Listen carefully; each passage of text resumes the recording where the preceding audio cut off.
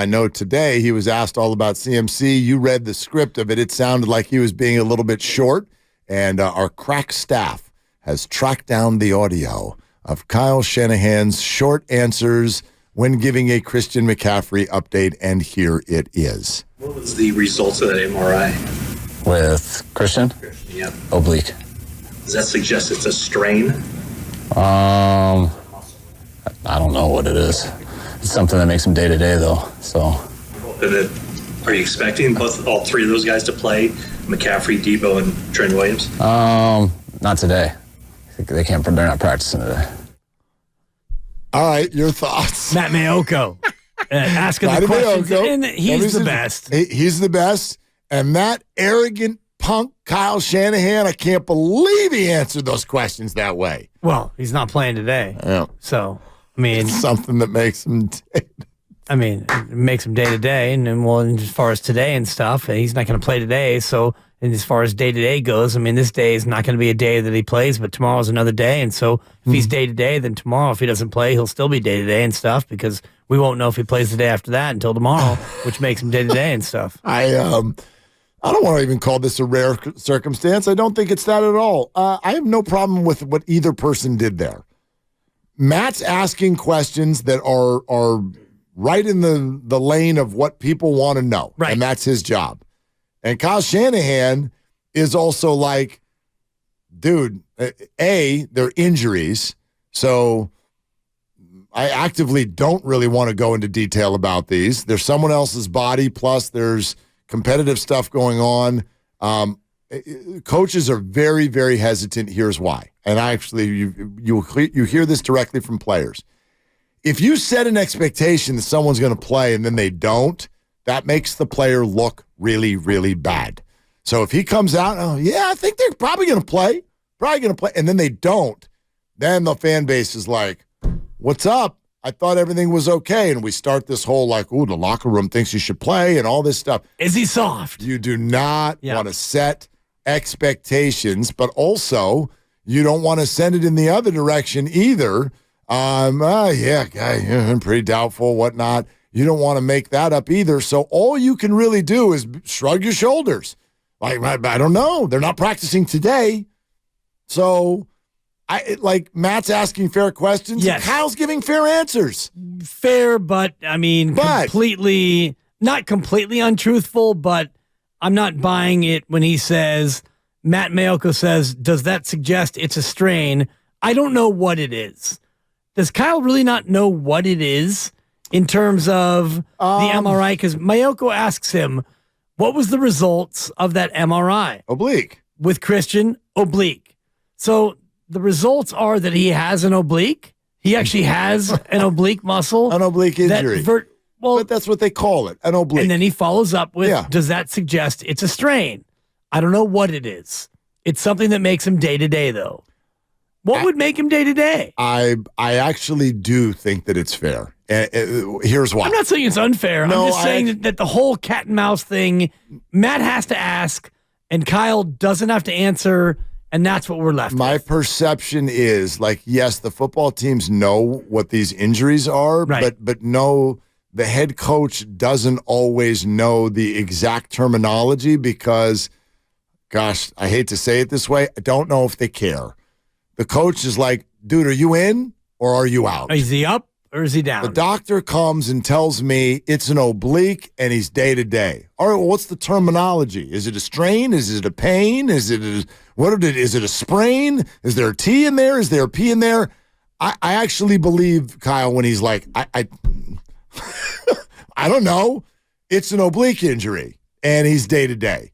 I can buy that a coach actually wouldn't know the full terminology or the depth. I think a coach wants to know X, Y, Z. Is he hurt? When can he be back? What's the right way for us to play this?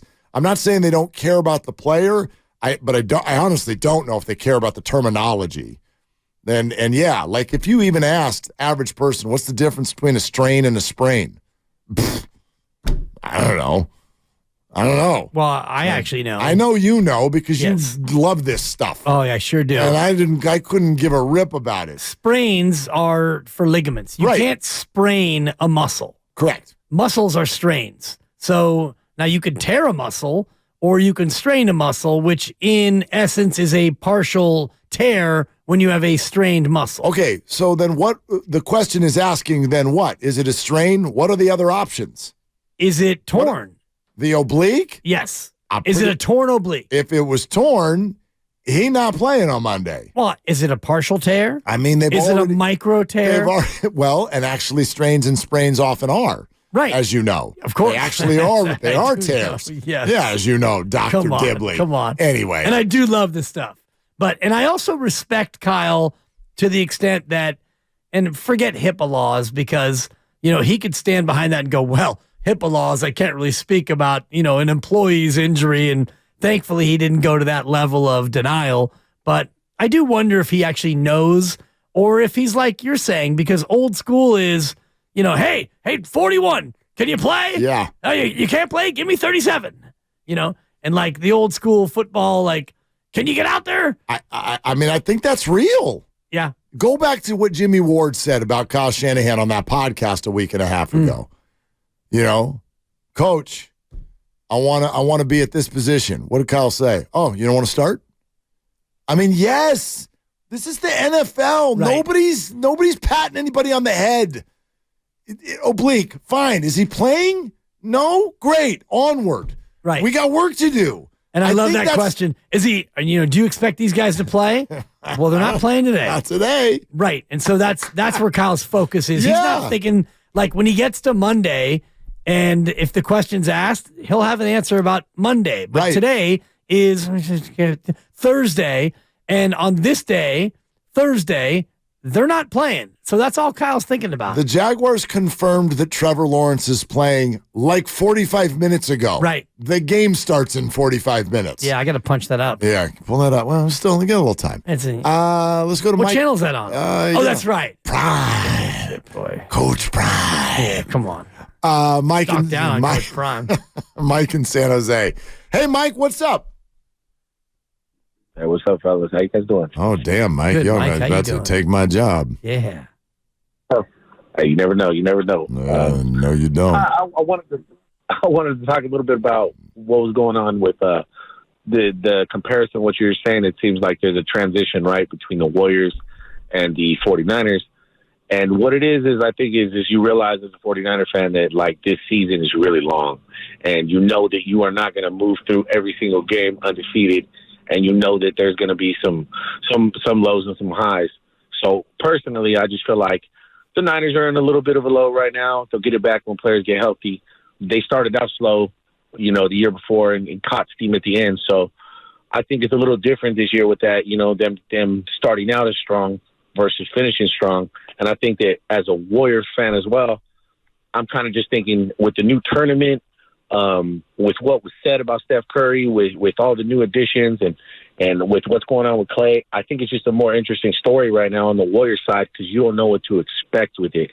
And we know that how this is going to start this NBA season is way more critical than what the NFL and what the Niners are going through right now. We know they're going to be a playoff team. We just don't know how it's going to end up. Now with the Warriors, it's different. I just feel like this new tournament, it adds a whole new twist to it. And with Steph Curry kind of being pissed off for greatness, I feel like I think this is going to be real, real nice. Mike, I think you're on it, man. I really do. Mike, thank you so much. Like that's true. Like let's be honest here. And I'm going to take what I'm hearing and feeling and seeing as you all aren't concerned with what happened to the 49ers last week. Remember what we came in here and said on Monday. Frustrated, not concerned. Right. And I think that that's how the fan base feels. If they were concerned, then there would be a larger, louder 49er drumbeat right now. What Mike is saying is that as fans, we kind of follow the story, if you will. We follow the drama. That's what this is for a lot of people, even if they don't think so. Oh, no, I'm just a sports fan. No, you follow the story. Sure. I mean, last year, Draymond Green punched Jordan Poole, and it lasted 9 months for crying out loud. So the 49ers right now, outside of this injury situation, feel relatively drama-free. There's the Brock Purdy conversation that has settled. I think even amongst 49er fans, they're like, yep, he's good. He's healthy. He's good. We're good. Sweet. That's kind of the lead story. But the Warriors, it's like Chris Paul's got a jersey, and is he starting? And is Klay Thompson going to get a contract extension? And is Steve Kerr going to get a contract extension? And what is this going to look like? Like, is this going to work? Like, there's all these pressing questions. Because they haven't started yet. And the Niners' pressing questions were even more pressing, and there were probably more questions before the start of the year. Agreed. You know, it was Trey and it was Brock, and where do they fit? I mean, Brock's the one. Is Trey the two? And if he's not the two, can he be the three? He can't possibly be the three. And if he's the three, you got to trade him. And what about the rest of it? And Brandon Ayuk in a contract year, and, you know, all the other questions that surrounded this team. And then they start out 5-0.